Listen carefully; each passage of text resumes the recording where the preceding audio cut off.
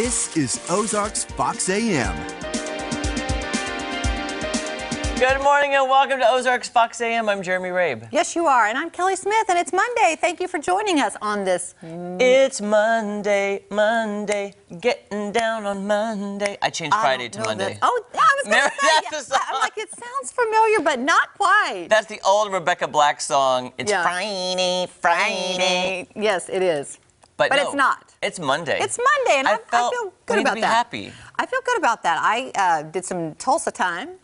With my family over the weekend, got some good rest, got to see all the little kids. How is Tulsa? How is it? Well, what do you mean? How is Tulsa? I've never been there for. Okay. I've driven through, but never actually. I'm going to be honest. Yes. I think the Ozarks are much more beautiful. I agree. Tulsa's got some great shopping, and my family's there, a lot of them, so I love it that way. But I would not want to live in Tulsa. You know who lives close to Tulsa is Ree Drummond, the pioneer woman. Doesn't she? She lives like a little bit north of Tulsa. Yeah. So I wondered, you could run into her. Yeah, that's true. I could. Well, it'd be a long shot, but I might. But you might. But it's. There's some crazy drivers in Tulsa. Now, my dad's lived there, and a lot of folks live there now that are my family, and it is crazy. People are crazy there. She said it. Drivers. Crazy. Well, I grew up in Dallas. That's what we're known for too, is crazy drivers. Well, that's what it carries over, doesn't it? Jerry? You're still in the Dallas. I'm still a crazy driver. So anyway, I think I'm a better driver than you, but that's. But that's you talking about you. Yeah. I have driven you through the lot. Although I will both say this, Kelly, we are both better drivers than any millennial out there. I'll just leave it at that. Also, Kelly, where's the mic? And drop it. I will. That's just our opinion. I do want to show you some photos of my garden I took this weekend. Okay. So on Friday, it was a torrential downpour. I was shooting in Branson. I came home at 5-something, maybe 6-something, and it was clear skies. I get to Springfield. I'm halfway across Springfield. All of a sudden, it was raining just on North Springfield. And it was torrential downpour. Torrential on Friday night. But anyway, it's good for the garden. So take a look. Here's a picture of, how I love my corn. I love that corn. That's some good-looking corn. The reason I took the pic is this is the tallest crop of corn I've ever grown. Well, this is fantastic. When I was in your corn crop, it was not that tall. I remember. No. But what's funny is on the other side, a ways down, is the first corn crop that was stunted because of the root rot. And the early spring, how much rain we had. So the other side, it's the smallest corn I've ever grown, next to the tallest corn I've ever grown. Now, it'll be interesting to see which one tastes better. Oh, well, the small one didn't work out very well. Oh, it didn't? No. Oh, it's not going to produce? No, we had a few. Yeah, but this one I'll harvest in about 18 days. You harvest it after you see the silks. You harvest it 18 to 24 days after you see silks. Okay. And I'm excited. Then, remember I told you about my pumpkin? Yes, I did finally take a picture because I wanted to put my head oh, my goodness! next to the pumpkin so you see how giant it is. So you've not picked this yet? Oh, no. It's still growing, Kelly. Okay, wow. This is actually a seed that I got that actually Tom Turton brought back to me from Baker's Creek. Baker's Creek, And I said, Tom, just bring me seeds. The Baker's Creek people said, give this to Jeremy, let him grow it. Technically, this is the type of pumpkin that can be the world's largest when you enter them in the contest. In the fair and that sort of thing. I'm not kidding you. Every day, it's bigger. Okay. Every day. Please let us see this when it's finished. It's going to eventually be orange? Yes. Okay, I love it. But it's still growing, it's green, and you would like this. I have a giant one about that size. It probably won't get any bigger. That's white. I love white pumpkins so much. It's about this big, but it's probably done growing at this point. Okay, well, I'm just saying I'd really love to have that if you want to give it to me. I'll see what I can do. Okay. But I'm just happy about the big, giant pumpkin, because we've tried to grow these before, but this one is just... Well, maybe it liked all the rain, and I am glad to see this, but we'll keep an eye on this pumpkin. Yes. Yeah, all right. Elisa Raffa, you like pumpkins? I can't believe that is your yard. Like, that is your house. It looks like farms that I used to go pumpkin picking in as a kid. Can I come pumpkin picking and corn picking at Jeremy Ray's house? Seriously. You are welcome anytime. I'm going to bring the pumpkin in if I can fit it in my car. I'd like to bring it into studio. You should open for business now that we're getting towards fall.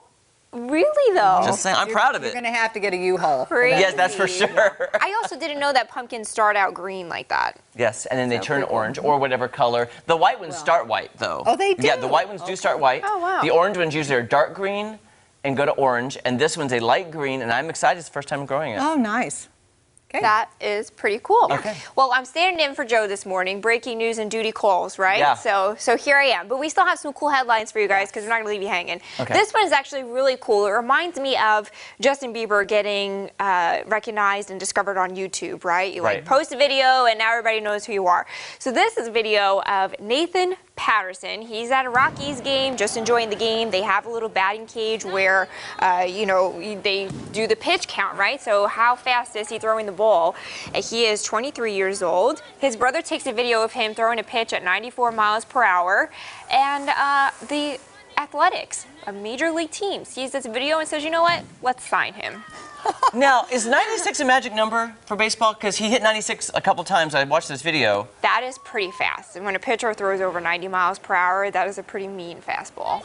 Now, I wonder, because people who throw that fast, is there a specific way they have to train? Because their arm can wear out pretty fast if they're throwing that fast. Which is why when they're starters, they only pitch every 5 or 6 days or so. That's why they're on rotations, and that's why the relievers that come in will do a couple of innings, and then that's why if you're starting and playing a bigger chunk of time, you have a couple of days off.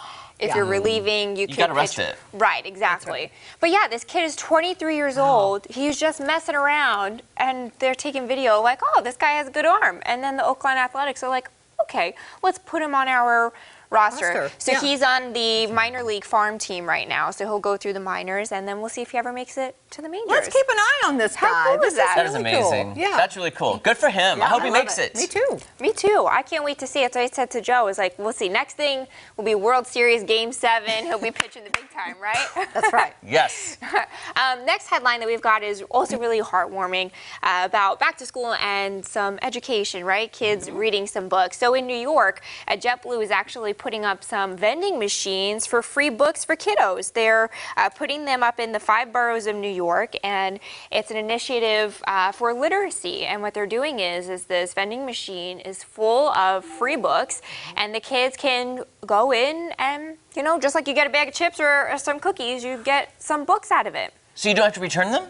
No, they're they're free to keep. Yeah, they're going to keep trying to replenish them as the weeks go by. So the kids will have these books. They're available in English and in Spanish. So this is a game changer. Honestly, to get these into the community and in the hands of these kids, I think that is fantastic. And it's come a long way from the bookmobile. I'm just telling you. Oh, when I had to walk down the street. What is that? Oh, you'd never seen a bookmobile? We would check out books, but then we'd, of course, have to return them. Yeah, it was like the ice cream truck, but with books. Really? And bigger. Yeah, absolutely. That is great. Isn't that cool? Yeah, that's what I said. Like libraries are like cool and all, but they could be pretty quiet and boring. So this is at least a fun way too for the kids to be able to pick their books and get them out of a vending machine, watch them drop down. Yeah. And if kids can read that early and they progress, that's really going to take them a lot further in life. Yeah, the kids. It said the kids are encouraged to take as many as they want, and they're just going to keep rolling them through. I love it. So, Elisa, do I need to hold this for you if you do weather? Oh, sure. Oh, yeah, that's right. Because we got to get a look at the weather, Elisa. She's on double duty. Yeah. Double duty. Yes. Talk about a gal with multiple hats there, right? I know. Do you get paid extra when you fill in like this?